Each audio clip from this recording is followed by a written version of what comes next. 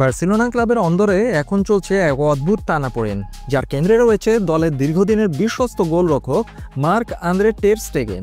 সম্প্রতি পিঠের অস্ত্রোপচারের পর টের স্টেগেন যখন সামাজিক মাধ্যমে জানালেন যে তিনি 3 মাসের মধ্যে মাঠে ফিরবেন, তখন বার্সেলোনা ক্লাব কর্তৃপক্ষ এক ভিন্ন কৌশল নিল।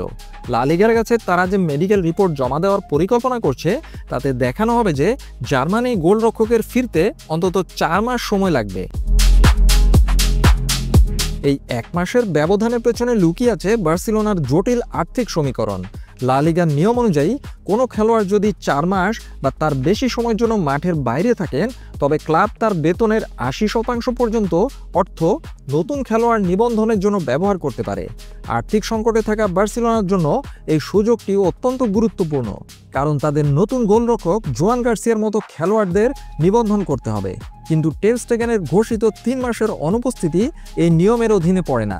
তাই বার্সেলোনা ক্লাব কর্তৃপক্ষ সার্জন এমিলি লেগলিসের তৈরি করা রিপোর্টের ওপর ভিত্তি করে লা লিগার মেডিকেল কমিটির কাছে 4 মাসের একটি বিশদ পরিকল্পনা জমা দেওয়ার প্রস্তুতি নিচ্ছে। এই রিপোর্টের সাথে থাকবে টের স্টেগেনের রিকভারি নির্দেশিকা, বিভিন্ন মেডিকেল ইমেজ এবং অন্যান্য প্রমাণ যা তাদের দাবিকে সমর্থন করবে। ক্লাবের এই পদক্ষেপ টের স্টেগেন এবং ব্যবস্থাপনার মধ্যকার সূক্ষ্ম উত্তেজনাকে প্রকাশ্যে নিয়ে এসেছে। ক্লাব মনে করছে টের স্টেগেনের 3 মাসের ঘোষণা তাদের আর্থিক কৌশলকে দুর্বল করে দিতে পারত। মার্ক-আন্দ্রে টের স্টেগেন ইচ্ছে করেই জনসমক্ষে পাবলিকলি সোশ্যাল মিডিয়ায় এইভাবে ঘোষণাটি দিয়েছেন।